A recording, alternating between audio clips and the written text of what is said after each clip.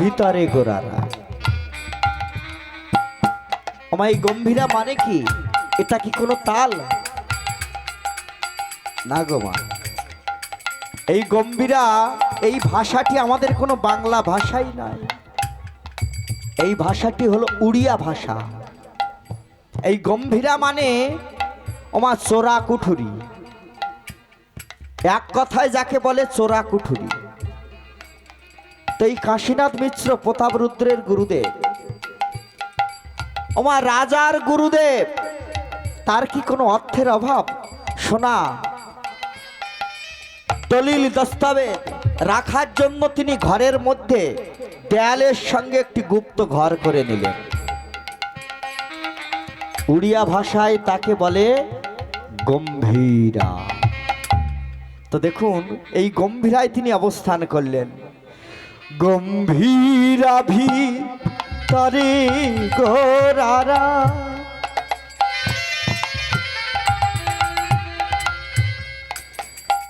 গম্ভীরা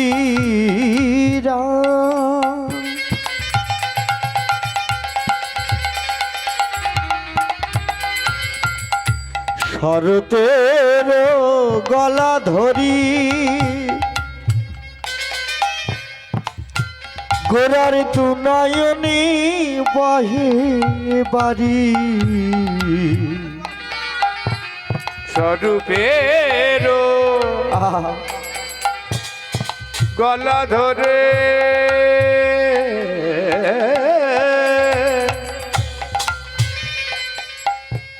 তার দুনয়নে বহে বারে। রাধে রাধে। কাদিয়ার জনি বহা আমার গরারা, কাদিয়ার জনি বহা।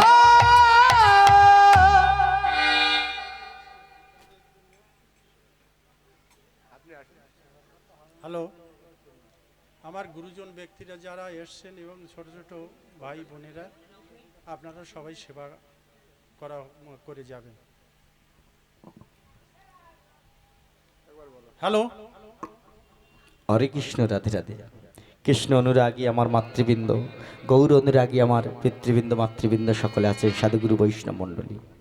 মাগো, আমার কর্তৃপক্ষের আমার বাবা আপনাদের সম্মুখে উপস্থিত হয়েছেন।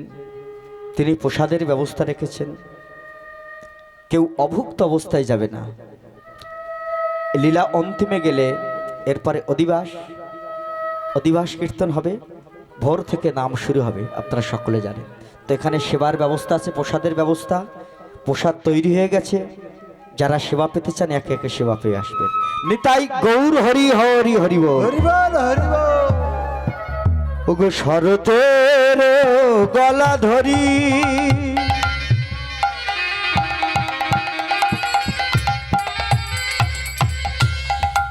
গোরার দুনয়নী বহে বাড়ি। স্বরূপের কণ্ঠ ধরি গোরার দুনয়নে বহে বাড়ি। দেখুন এই শরৎটিকে বলুন তো ভক্তিমতী মায়েরা, গৌর হরি যে গম্ভীরার মধ্যে অবস্থান করেছেন, তিনি এমন পণ্ডিত, এমন দশম সংস্কারের বৈষ্ণব, তিনি সন্ন্যাসী, সাধারণ সন্ন্যাসী না। তো তার সঙ্গে থাকা যে কোনো ভক্ত কি থাকতে পারবেন? তেমন ভক্ত দরকার। তাই স্বরূপ দামোদর, রাই রামানন্দ দুজন দুপাশে আছে। শাস্ত্রে প্রমাণ দিলেন এরা দুজন নাকি একজন ললিতা, অপরজন বিশাখা সখী। তো রাধা ভাবে ভাবিত হয়ে নিজেকে রাধা রানী ভেবে ওই গম্ভীরার মধ্যে ওদের দুজনকে ললিতা বিশাখা ভেবে শরতের গলা ধরি, ওরে ললিতা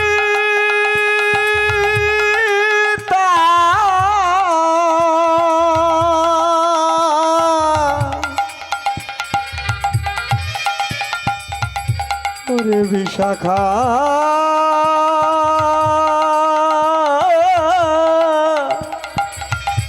ওরে ললিতা, ওরে বিশাখা, তোরা বলে দিতে পারি যে বধুর জন্য এই দেহ মন প্রাণ সব কিছু কুল হারা হলাম, শরতের গলা ধরি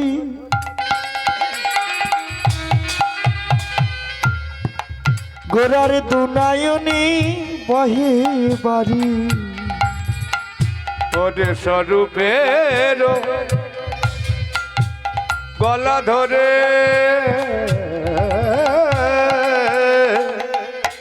ও তার দুনয়নে পরে বাড়ি। কেন বধু গেল রে কোথায় গোরারাই, প্রাণ বধু গেল রে কোথায়, হরি হরি হরি বল। আমার গরারা প্রাণবধূ গেল রে কথা, আমার গরারা আমার পরাণ বধূ গেল রে কথা। হরি হরি হরি বল। এই গম্ভীরার মধ্যে অবস্থান করলেন তিনি। যখন প্রভাতকাল এমনি ভাবে কাঁদতে কাঁদতে চলে গেল নিশি, যখন প্রভাতকাল হলো গম্ভীরার দরজায় এসে টোকা দিলেন। গম্ভীরার দরজায় এসে টোকা দিয়ে কে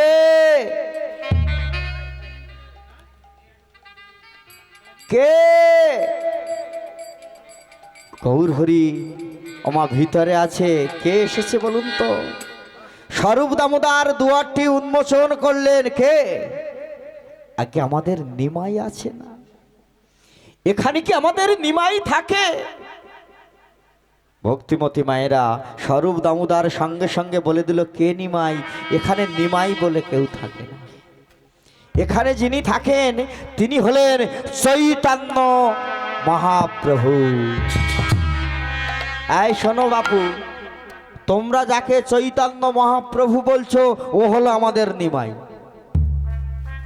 ও হলো আমাদের নিমাই। যাও নিমাইকে গিয়ে বলো যে তোমার দাদা এসেছে। আগে দাদা মানে নিতাই দাদা না, তুমি গিয়ে বলবে গুরু ভাই দাদা এসেছে। ভক্তিমতী মায়েরা স্বরূপ দামোদর ছুটতে ছুটতে চলে গেল।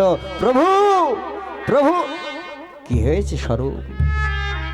প্রভু দুয়ারে দুয়ারে দাদা এসেছে। দাদা?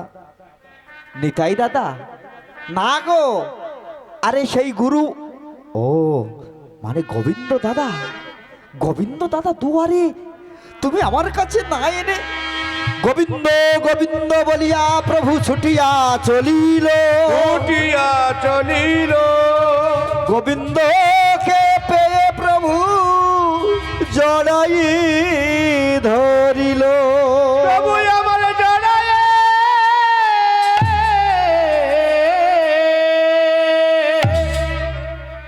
জড়ায়ে ধরিল। গোবিন্দ দা তুমি বলো দাদা বলো, তুমি এই প্রভাত কালে গম্ভীরারে? নিমাই কি হয়েছে জানো? কি হয়েছে দাদা? আচ্ছা দাদা, তুমি যে আমার কাছে এসেছো দাদা, বলো দাদা, আমাদের শ্রী গুরুদেব তিনি ভালো আছেন তো? নিমাই কি হলো দাদা? তোমার নয়ন দিয়ে জল ঝরছে, কি হলো দাদা বলো? আমাদের পরম দয়াল শ্রী গুরুদেব ভালো আছেন তো? নিমাই জানো নিমাই, আমাদের গুরুদেব কি হয়েছে? কি হয়েছে গোবিন্দ? আমাদের গুরুদেব এই পৃথিবীতে না।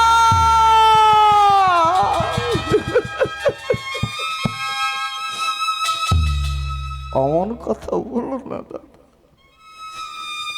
আমাদের গুরুদেব, দুঃখ করো না নিমাই, অনিমাই, তুমি না পণ্ডিত, কান্না তোমার সভা পায় না। নিমাই, তুমি কেঁদো না।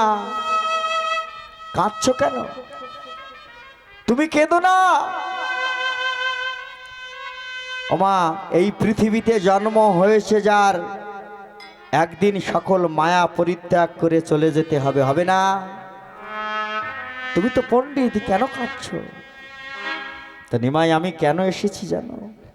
বলো দাদা, কি করে এমন হলো? আমি শ্রী গুরুদেবের আদেশে আমি তোমার কাছে এসেছি দাদা। কেন? গুরুদেবে জানো না? জানো না নিমাই, একদিন আমাদের গুরুদেব নিশিকালে, রাত্রিকালে, ওমা কে গো গুরুদেব? মহাপ্রভুর গুরুদেব কে ছিলেন? ওমা কে ছিলেন? ঈশ্বরপুরী। গভীর নিশীতে একদিন গোবিন্দকে ডাকছে, গোবিন্দ একটু আসবি বাবা, আমার কাছে আসবি। গোবিন্দ যখন ওমা গুরুদেবের কাছে গেলেন, গুরুদেবের কাছে যাওয়ার সঙ্গে সঙ্গে, গুরুদেব আপনি এমন করছেন কেন? গোবিন্দ, বাবা গোবিন্দ আমার কাছে একটু বসবি বাবা, কি হয়েছে বলো? গোবিন্দ, জানিস গোবিন্দ, আমার মনে হয় আর চলে যাওয়ার সময় এসেছে রে বাবা। এ কি বলছে? তুই একটি আমার শেষবারের মতো কথাটা রাখবি বাবা, কথা দে বাবা, আমাদের এই শেষ সময়ের শেষ কথাটা তুই রাখবি। গুরুদেব আপনি এমন করছেন কেন? কি হয়েছে বলুন না। শোন না ওমা, এই যে ঈশ্বরপুরী, এই ঈশ্বরপুরী ছোট থেকে ছিলেন কি? তিনি ছিলেন ভক্তিবাদী নয়, যুক্তিবাদী। তিনি ছিলেন যুক্তিবাদী, ভক্তিবাদী ছিলেন না। তো একদিন ভাগবত পাঠ শুনেছিলেন এই ঈশ্বরপুরী, ভাগবত পাঠ আস্বাদন করলেন। সেখানে ভাগবতে বলা হয়েছে, ভক্তি থাকলে, মনে যদি শুদ্ধ ভক্তি থাকে, ভক্তির ডোরে ভগবানকে বাঁধা যায়। আর ভগবান নাকি মানুষের মতো কথা বলতে পারে, মানুষের মতো হাঁটতে পারে, মানুষের মতো বাহু দিয়ে ভক্তকে জড়িয়ে ধরতে পারে। ওই যে ভাগবত আস্বাদন করলেন, ওই দিন থেকে ঈশ্বরপুরীর মনের মধ্যে কি যে হয়ে গেল তিনি জানেন না। সেই দিন থেকে চলে গেলেন, ওই কথা বলা ভগবান আমার চাই, ওই কথা বলা ভগবান আমার চাই। কাঁদতে কাঁদতে চললেন ঈশ্বরপুরী। শেষ ওমা কাঁদতে কাঁদতে গিয়ে মাধবেন্দ্রপুরীর চরণে উপস্থিত হলেন। তো মাধবেন্দ্রপুরীর চরণে যখন গিয়ে পড়লেন, সেদিন মাধবেন্দ্র বলেছিলেন, ঈশ্বর কেন কাঁদছিস বাবা? ওই মাধবেন্দ্রপুরী সেদিন বলেছিল, ঈশ্বর কাঁদিস না, গুরুদেব ওই কথা বলা ভগবান আমার চাই, ওই কথা বলা ভগবান আমার চাই। আমি তোকে আশীর্বাদ করি ঈশ্বর, তোর মনে যদি শুদ্ধ ভক্তি থাকে, তুই যে কথা বলা ভগবান খুঁজছিস না, আমি তোর কথা দিলাম, মনে যদি শুদ্ধ ভক্তি থাকে, প্রেম থাকে, ওই কথা বলা ভগবান তুই একদিন পাবি। কথা বলা ভগবান তুই একদিন পাবি। বেশ, গুরুদেবের কথা মতো পেয়েছিলাম রে। সমস্ত জায়গা ঘুরতে ঘুরতে ঘুরতে ঘুরতে, জানিস জানিস গোবিন্দ, যখন আমি ওই কথা বলা ভগবানকে খুঁজে পেলাম, ওই কথা বলা ভগবান, ওই কথা বলা ভগবান যে আমার শিষ্য হয়ে গেল রে। ওই কথা বলা ভগবানটা আমার শিষ্য হয়ে গেল রে। মনের যে ইচ্ছা ছিল ভগবানের চরণ সেবা করব এই হাত দিয়ে, হলো না রে গোবিন্দ, হলো না। তুই কথা দে বাবা, আমার মৃত্যুর পর আমি তোর দেহের মধ্যে প্রবেশ করব, আমি তোর দেহের মধ্যে প্রবেশ করব, তুই আমার হয়ে আমার ওই কথা বলা ভগবানের চরণ সেবা করে দেবে বল। আর আমি তোর মধ্য দিয়ে আমি আমার ওই ভগবানকে সেবা করব। কথা দে গোবিন্দ, কথা। নিমাই, আমি তো তাই তোমার কাছে এসেছি নিমাই, তুমি কি ওই সেবা করতে দেবে? ভক্তিমতী মায়েরা গৌর হরি সঙ্গে সঙ্গে বলছে, ও কথা বলো না, তুমি না আমার বড় ভাই, বড় ভাই হয়ে ছোট ভাইয়ের চরণে শ্রী দাদা বলো না অমন কথা। আমার পাশে ছিল স্বরূপ দামোদর, স্বরূপ দামোদর এসে বলছে, ও প্রভু কি হয়েছে, কি হয়েছে? ও গোবিন্দ দা কি হয়েছে? বলছে, দেখো না, দেখো না স্বরূপ। এই কথাটি দূর থেকে শুনলেন স্বরূপ দামোদর। স্বরূপ দামোদর গিয়ে বলছে, প্রভু ঈশ্বরপুরী কার গুরুদেব ছিলেন? গৌর হরি বললেন, কেন আমার? গোবিন্দ দাস বললেন, আমার। ঈশ্বরপুরী গুরুদেব যদি হয় দুজনার, তাহলে গুরুদেবের মনোবাসনা পূর্ণ করা তাহলে দুজনের কর্তব্য নয়? প্রভু তাই তো? ভক্তিমতী মায়েরা দেখুন, তাহলে গুরুদেবের মনোবাসনা শেষ সময়ের বাসনা পূর্ণ করার দুজনের তো কর্তব্য, তাহলে এমন বাধা দিচ্ছ কেন? স্বরূপ দামোদরকে সঙ্গে সঙ্গে বলল, স্বরূপ তোমাদের মতো কিছু কিছু ভক্তের জন্য আমি ভেবেছিলাম ভক্ত হয়ে ভগবানের চরণ সেবা করে বুঝিয়ে দেব ভক্ত কেমন করে হতে হয়। আমি বুঝিয়ে দেব যে কেমন করে ভগবানকে সেবা করতে হয়, পিতা মাতাকে সেবা করতে হয়। কিন্তু তোমাদের মতো কিছু কিছু ভক্তের জন্য আমি সেই পুরাবের ভগবান ভগবান রয়ে গেলাম। হরি হরি হরি বল।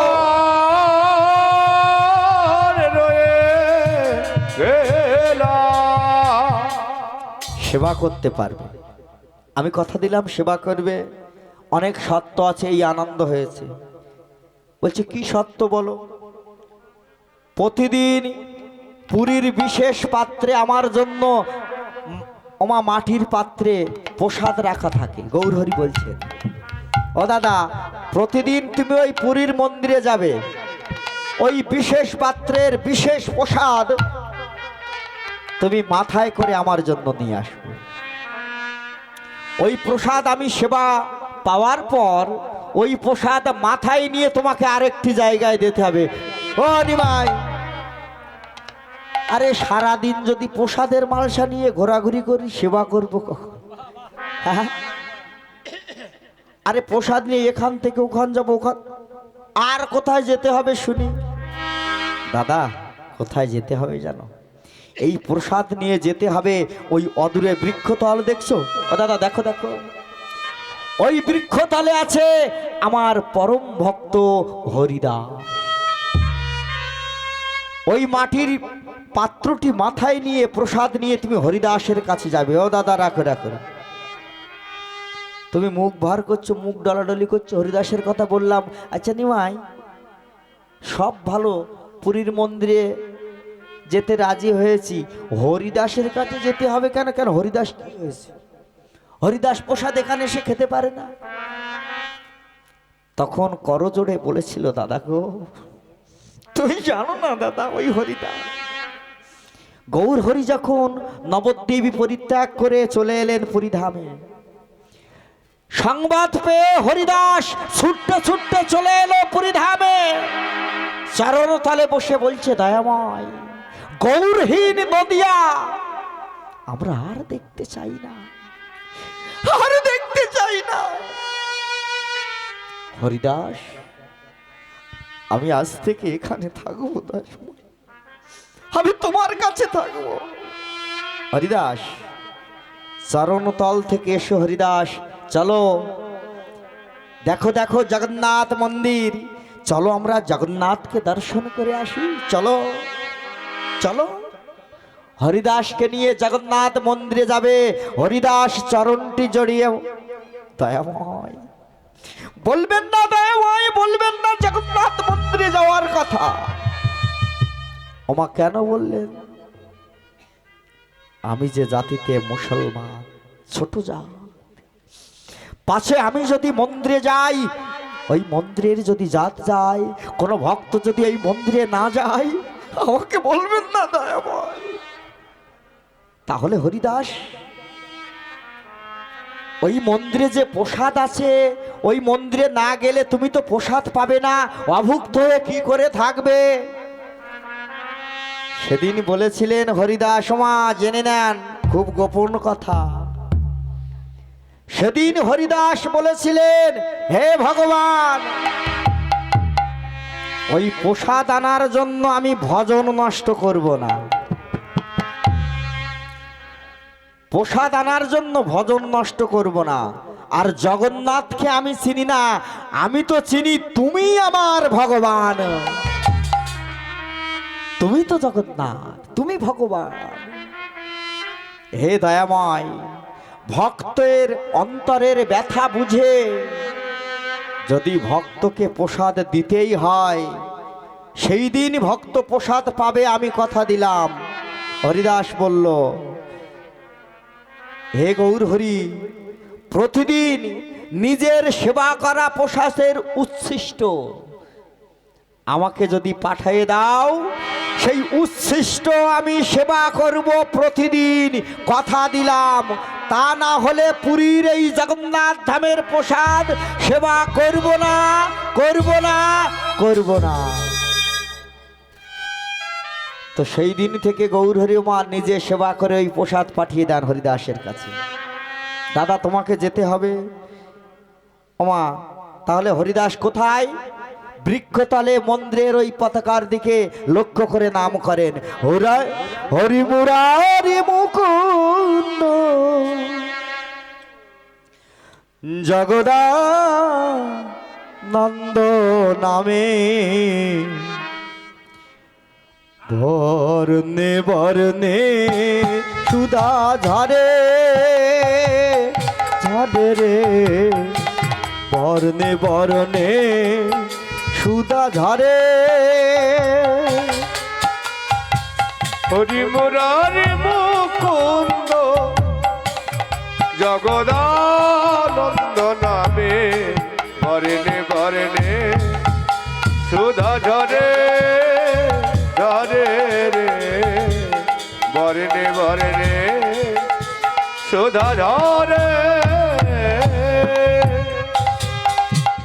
নামেরই প্রভাবে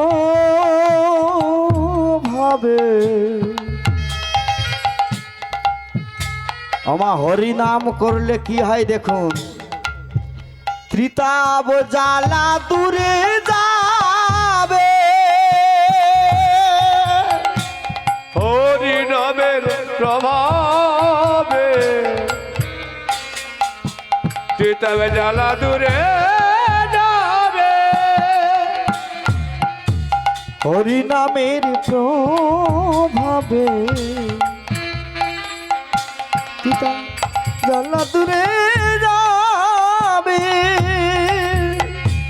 হরি নামের প্রভাবে চিতবে জ্বালা দূরে যাবে। ভজরে অন্ধ চরণারবিন্দ, একবারে ভজরে অন্ধ চরণারবিন্দ, বর্ণে বর্ণে সুধা ঝরে ঝরে রে বর্ণে বর্ণে সুতা ঝরে উলুধ্বনি হরি হরি হরি বল। হরি মুকুন্দ জগদানন্দ নামে বরণে বরণে সুধা ঝরে ঝরে রে বরণে বরণে সুধা ঝরে। ওই বৃক্ষতলে বসে ভজন করছেন মা। তো যখন বৃক্ষতলে ভজন করে আর তো সময় নাই, গোবিন্দ দাস ওই বিশেষ পাত্রের যে মালসাটি আছে না, যে প্রসাদী মালসা আনার জন্য পুরীর মন্দিরে তিনিও চললেন গাইতে গাইতে হরি হরি হরি বল। বাহু তুলে সকলে সকলে গাইতে হবে। গোবিন্দদা বড় ভাই গুরু ভাই চললেন প্রসাদী মালসা আনার জন্য জগন্নাথ মন্দিরে। সকলে যাব আমরা জগন্নাথ মন্দিরে। হরি হরি হরি বল করে করে তালি দিয়ে।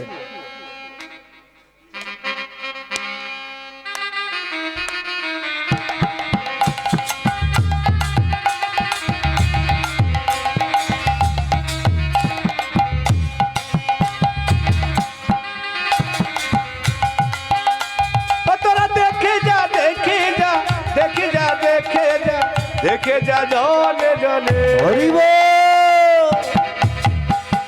কৃষ্ণ এলো বৃন্দাবনে কৃষ্ণ এলো বৃন্দাবনে তোরা দেখে যা দেখে যা দেখে যা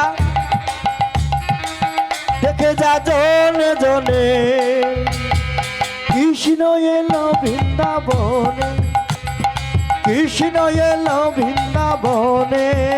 তোরা দেখে যা দেখে যা দেখে যা দেখে যা দেখে যা দলে দলে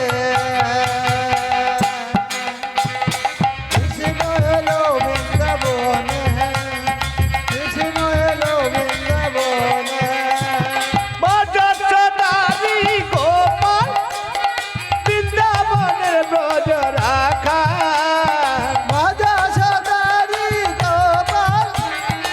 নিতাই গৌর হরি হরি হরি বল।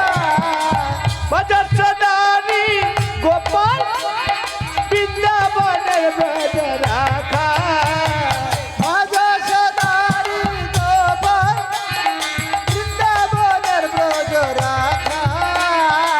চরণে চরণে চরণে নপুর বাজে বৃন্দাবনের মাঝে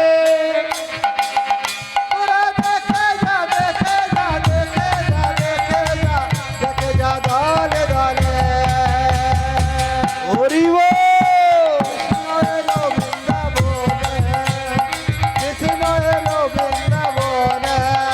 তাহলে গলে দলে বনমালা হাতে দলে বাজুমালা গলে দলে বনমালা হাতে দলে বাজুমালা গলে দলে বনমালা হাতে দলে বাজুমালা গলে দলে বনমালা হাতে দলে বাজুমালা।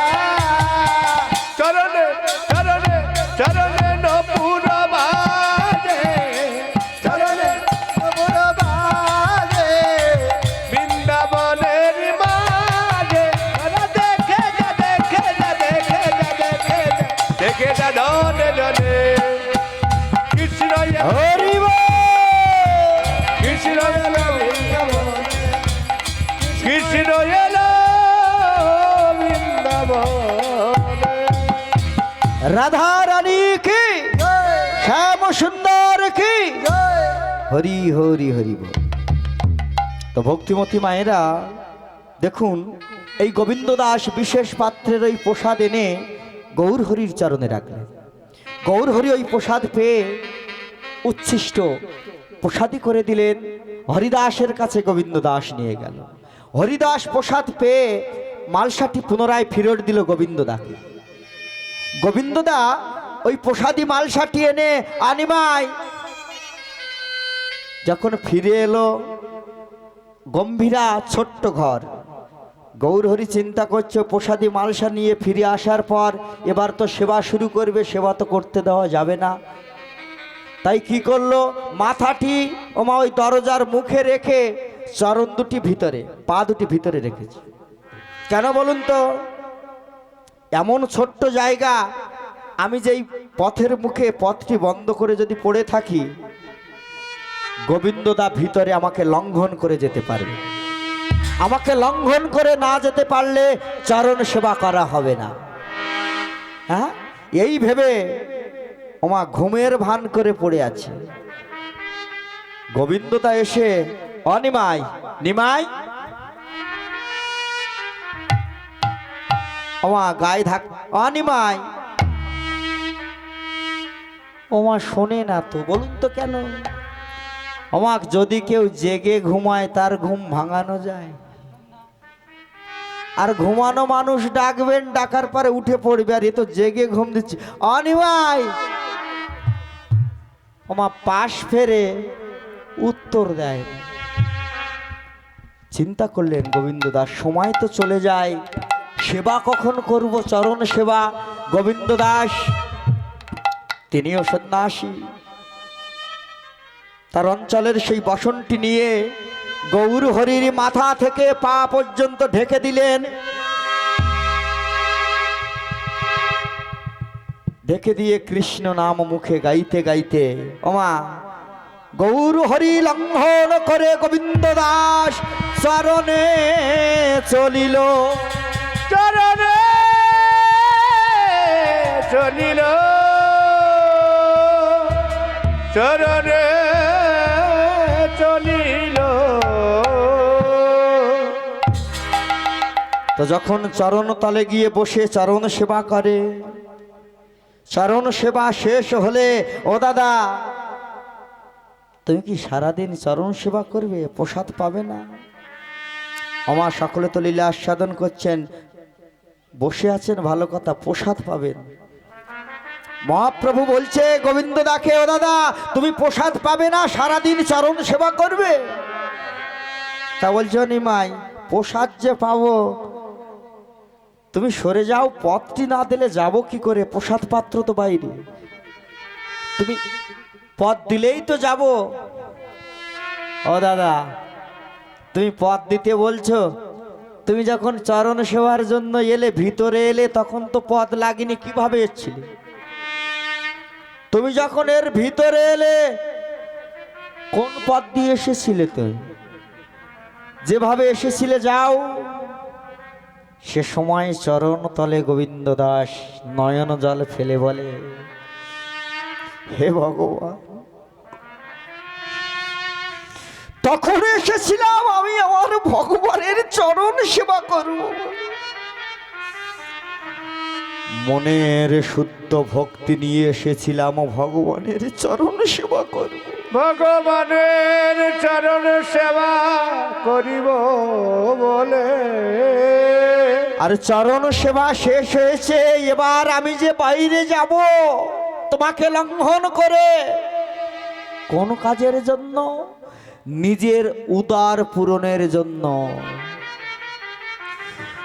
ভগবানের চরণ সেবার জন্য। ভগবানকে যদি লঙ্ঘন করা হয় দোষ হয় না, নিজের স্বার্থের জন্য ভগবানকে লঙ্ঘন করে তুমি আমাকে দোষী করে দিও না।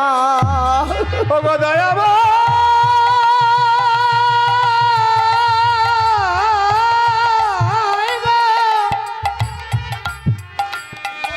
কৃপা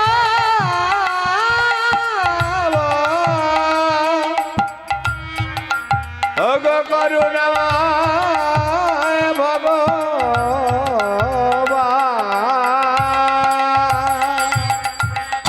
বসে সঙ্গে সঙ্গে উঠে দাদাকে জড়িয়ে ধরলো। দাদা তুমি না আমার গুরু ভাই। দাদা এ কি বলছো দাদা? আমি শ্রী গুরুর আদেশে তোমার চরণ সেবা করতে এসেছি, তুমি আমায় ক্ষমা করো, তুমি আমায় ক্ষমা করো। গোবিন্দদার সঙ্গে কথা বলতে বলতে আমার শাস্ত্র কথা আলোচনা করছি, গুরু বাক্য শ্রবণ করলেন। এইভাবে যেতে যেতে যেতে যেতে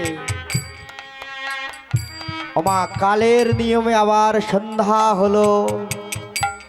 সন্ধ্যা থেকে গভীর নিশি, নিশির পরে আবার সকাল হয়ে গেল।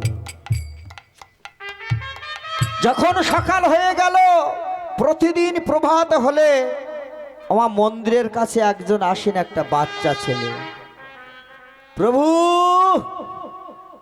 ও প্রভু, কে? আগে আমি গোপাল।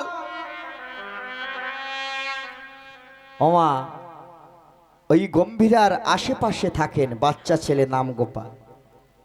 সে প্রতিদিন প্রভাতকালে সূর্যদেব ওঠার আগে চলে আসেন। কেন না, প্রভু প্রতিদিন ওই গম্ভীরা থেকে সুরধ্বনি গঙ্গার তীরে চলে যান। কেন?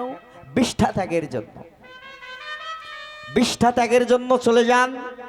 তো যখন বিষ্ঠা ত্যাগের জন্য যান, যাওয়ার পূর্বে প্রভুর অঙ্গের সমস্ত বসন খুলে গোপালের কাছে রেখে যায়। গোপাল ওইগুলি নিয়ে দূরে বসে থাকে। বিষ্ঠা ত্যাগ করে শৌচকার্য সম্পূর্ণ করে স্নান করে এসে, গোপাল দে বাবা দে, পরিধান করে চলে আসে। তো আজ যখন বিষ্ঠা ত্যাগে গেছেন, আমা গোপাল কাছাকাছি বসে আছেন। যখন গেল বিষ্ঠা ত্যাগের জন্য, আমা এই গৌর হরি কি করলো জানো? এই জিহ্বাটি দাঁত দিয়ে চেপে রেখে দিল। কেন বলুন তো? ওই যে বদনে সদা সর্বদাই কৃষ্ণ নাম উচ্চারণ হচ্ছে, তো বিষ্ঠা ত্যাগে সময় এই হরি নাম করলে অসৌজ হবে, অসৌজন্ত হরিনাম। তাই তিনি জিহ্বা দাঁত দিয়ে চেপে রেখেছেন, যাতে জিহ্বায় কৃষ্ণ নাম বলতে না পারে। বিষ্ঠা ত্যাগ ওমা পরিষ্কার হয়ে যখন কাছে এলো গোপালের কাছে, যে হে ভগবান, একটা কথা বলবো, তুমি তো ভগবান, আমরা সামান্য মানব, বলবো? যদি অভয় দেন, আচ্ছা গোপাল তুই কি বলছিস? হ্যাঁ, তুই তো আমার সঙ্গে আছিস, বল না কি বলতে চাইছিস। বলছে, হে ভগবান, তোমার লীলা তুমি জানো, আমরা তো মানব, কি করে বুঝবো বলো? এই যে বিষ্ঠা ত্যাগের সময় তোমার নিজ জিহ্বা তুমি দাঁত দিয়ে চেপে রেখেছিলে কেন? ও এই গোপাল, এই দেখ, এই কথা। আয় বাবা শোন, শোন না, আমি যেদিন থেকে কৃষ্ণ মন্ত্রে দীক্ষা নিয়েছি, সেই দিন থেকে আমার এই জিহ্বা যে কোনো কথা শোনে না, সদা সর্বদা কৃষ্ণ নাম বলতে চায়।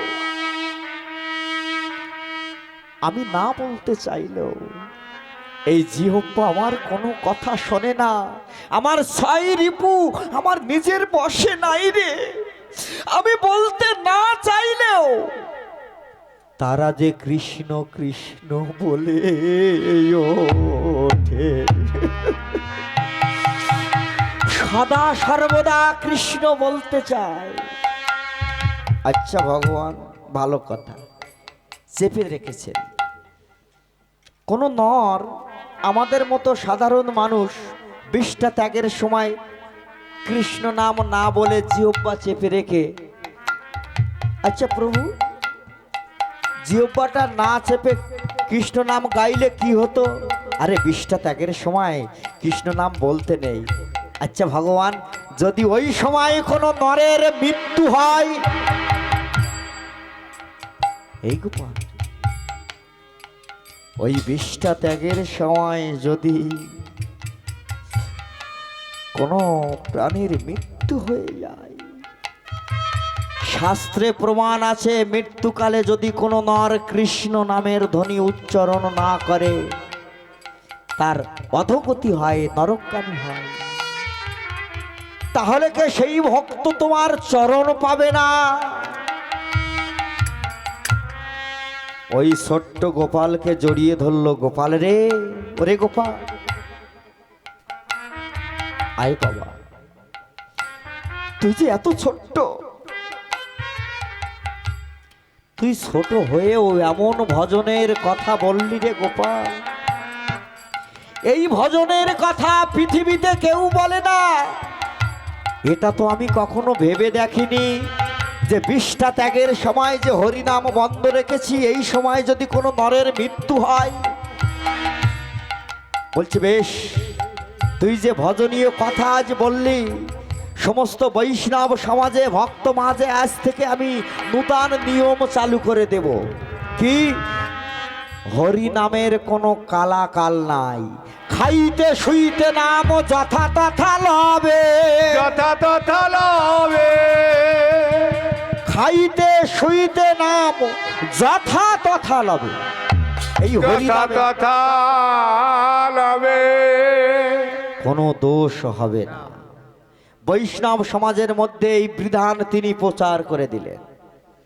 আর গোপাল, আজ থেকে তুই বাবা, তুই আমার গুরু হয়ে গেলি। ওই বাচ্চা ছেলে তা বলছে চল বাবা, এখন গম্ভীরায় চল। স্বরূপ দামোদর, আমা রাই রামানন্দ সকলে যখন জেনে গেল ওই বাচ্চা ছেলেটা গৌর হরির গুরু, কারো সহ্য হচ্ছে না। আমাদের বয়সেই আর ওটা বাচ্চা, আমাদেরকে নাম ধরে ডাকে আর বাচ্চাটাকে গুরু বলে, ভালো লাগবে বলুন তো? অনেকের হিংসে হচ্ছে, মা এ বাচ্চা ছেলে গুরু, আর আমরা এত বড় সমবয়স্ক একসঙ্গে চলাফেরা করেছি, আমাদের নাম ধরে ডাকে, আর ওই বাচ্চা ছেলেটা নাকি গুরু। সেই দিন থেকে গোপাল গুরু, গোপাল গুরু, গোপাল গুরু, গোপাল গুরু, গোপাল গুরু। আমার সমস্ত পুরীধামে সবাই জেনে গেল মহাপ্রভুর গুরু হলো এই বাচ্চা ছেলে। ভক্তিমতী মায়েরা দেখুন, এই সংবাদ, গোপাল গুরুর সংবাদ চলে গেল কোথায় জানেন? নবদ্বীপে, যেখানে ছিল দাপর যুগের শ্রীদাম শাখা, কলিযুগে কে জানেন? অভিরাম ঠাকুর। এই অভিরাম ঠাকুর এমন ভক্ত দেখুন, যদি কাউকে প্রণাম করে, যদি অন্তরে শুদ্ধ ভক্তি না থাকে, তৎক্ষণাৎ সেখানে তার মৃত্যু হয়ে যায়। কোন দেবতার বিগ্রহকে যদি প্রণাম করে, বিগ্রহের মাঝখান থেকে দুভাগ হয়ে যায়। তো অভিরাম ঠাকুর সংবাদ পেল কি, সেদিনের ফসকে ছেলে, হ্যাঁ, সে আবার আমাদের নিমার গুরু, আজ গুরু বের করছি, আজ যাব, চল সকলকে নিয়ে চল, যাব পুরীধামে। চল পুরীধামে যাই। ভক্তিমতী মায়েরা সকলকে নিয়ে আমা কোথায় চললেন? সব ভক্তদের নিয়ে চললেন পুরীধাম। এই পুরীধামের ভক্তরা সংবাদ পেলেন অভিরাম ঠাকুর আসছে। পুরীধামের সমস্ত ভক্ত পুরীধাম পরিত্যাগ করে চলে গেল। আমা এই কিছুদিন আগে লকডাউন হয়ে গিয়েছিল না, পাটা পরিষ্কার, কেউ থাকবে না, দোকান থাকবে, দোকানদার থাকবে, কোনো খরিদ্দার থাকবে না। তো অভিরাম ঠাকুর এমন ভক্ত, জানে যে কাকে প্রণাম করতে কাকে করবে তো ঠিক নেই, মারা যাবে। তো দেখুন ওই পুরীধাম পরিষ্কার হয়ে গেল। কোথায় কোথায় সেই ছেলে গোপাল, কোথায়? সর্বনাশ! গোপাল চিন্তা করছে সর্বনাশ, অভিরাম ঠাকুর এসে গেছে মানে প্রণাম করলে মারা যাব, কোথায় যাব? ওমা এই গোপাল ছুটতে ছুটতে চললো তার গুরুদেবের কাছে। গুরুদেব, গুরুদেব! ওমা জানেন এই গোপাল গুরুর গুরুকে? বক্রেশ্বর। বক্রেশ্বর হলেন এই গোপাল গুরুর গুরুদেব। গুরুদেবের চরণে গিয়ে বলছে, গুরুদেব আমি কি করব বলুন? আরে গৌর হরি যদি আমাকে গুরু বলে, আমি কি গুরু বলতে বলেছি? আমাকে গুরু বলেছে অভিরাম ঠাকুর। আচ্ছা আপনি আমায় বাঁচান গুরুদেব। কেন, কি হয়েছে রে? ওই অভিরাম ঠাকুর প্রণাম করলে না করলে সকলে মারা যায়, আমাকে তা বলছে বেশ, কোনো চিন্তা নাই, শোন ওমা বক্রেশ্বর কি করলেন, একটি কলা পাতা এনে চন্দন লেপন করে দিলেন কলার পাতার উপর। বলল, যা তুই গৌরহরির কাছে যা, গৌরহরির কাছে গিয়ে গৌরহরিকে অনুনয় বিনয় করে বলবি, প্রভু একটিবার কলার পাতার উপরে দাঁড়ান। নিয়ে গেল চন্দন মাখানো কলা পাতা। গৌরহরিকে বলল, দয়াময় একটিবারের জন্য এই পাতার উপর একটিবার দাঁড়াবে। কেন রে? আরে কি হয়েছে কি? আরে একটিবার দাঁড়ান না। আমা যখনই পত্রের উপরে দাঁড়ালো, গৌরহরির চরণ ওই পত্রের গায়ে লাগার সঙ্গে সঙ্গে চরণ ধুলি লেগে গেল চন্দনের উপর। কথা বলার সময় পেল না গোপাল, ওই পাতা নিয়ে ছুটতে ছুটতে গুরুদেব বক্রেশ্বরের কাছে গেল। গুরুদেব এই তো এনেছি। এবার বক্রেশ্বর ওই গৌরহরির চরণ ধুলি লাগানো চন্দন গোপালকে কাছে ডেকে চন্দন দিয়ে লেপন করে, চন্দন দিয়ে লেপন করে। গোপালেরও সমস্ত অঙ্গ চন্দন দিয়ে লেপন করে। আরে গোপালের সমস্ত অঙ্গ গোপাল দিয়ে লেপন করে। গোপালের সর্বাঙ্গ চন্দন লেপন করলেন। কোন চর্বণ? ওমা কোন চন্দন? গৌরহরির চরণ ধুলি মিশ্রিত চন্দন। এমন ভাবে লেপন করলেন। অভিরাম ঠাকুর কোথায়? এই কোথায় সেই ছেলেটা? কোথায় কোথায় সে?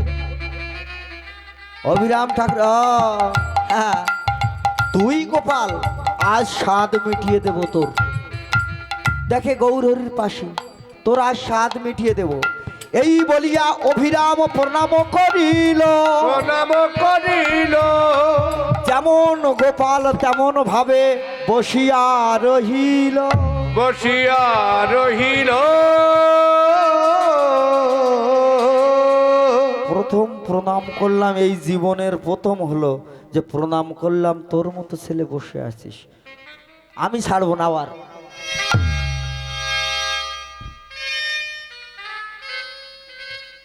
যতবার অভিরাম ঠাকুর প্রণাম করিল, প্রণাম করিল। আশীর্বাদী চন্দন পেয়ে গোপাল বসিয়া রহিল। আশীর্বাদী চন্দন পেয়ে বসিয়া রহিল।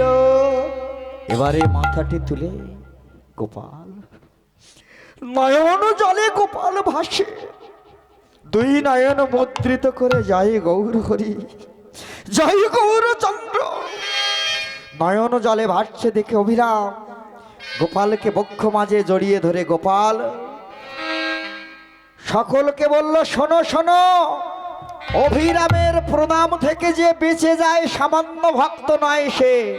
তো সঙ্গে সঙ্গে অভিরাম কাঁধে লইয়ে নাচিতে লাগিল। অভিরামে কাঁধে লয়ে নাচিতে লাগিল। অভিরাম কাঁধে লইয়ে নাচিতে লাগিল। অভিরাম কাঁধে নিয়ে নাচিতে লাগিল। ও গোপাল গুরুর নামে তখন জয়ধ্বনি দিল। গোপাল গুরুর নামে তখন জয়ধ্বনি দিল। দেখো গোপাল গুরুর নামে তখন জয়ধ্বনি দিল। গোপাল গুরুর নামে তখন জয়ধ্বনি দিল। হরি বল হরি বল হরি বল হরি বল। হরি বল হরি বল হরি বল হরি হরি বল। গোপাল গুরুকে কাঁধে নিয়ে অভিরাম ঠাকুর নাচতে নাচতে চলেছে। কোথায়? ওই পুরীধামের সমস্ত জায়গা। মাগো, পুরীধামের যে মন্দিরে আপনারা সকলে যান, ওর পাশেই যে মন্দিরটি পুরীধামের মন্দির ছিল, জগন্নাথ দেব আছেন, ওটা কিন্তু গম্ভীরা নয়। অনেকে গুলিয়ে ফেলেন, ওটা গম্ভীরা নয়। গম্ভীরা ওর আগে যে সাদা মঠটি আছে, যার নাম হলো রাধাকান্ত মঠ, ওটাই হলো গম্ভীরা। তো দেখুন, ওগো ভক্ত ভগবানের দোহে মিলন হইল। ভগবানের দোহে মিলন হইল। ভক্ত ভগবানের দোহে মিলন হইল। ভগবানের দোহে মিলন হইল। প্রেমানন্দে মদন ভরে হরি হরি বলো।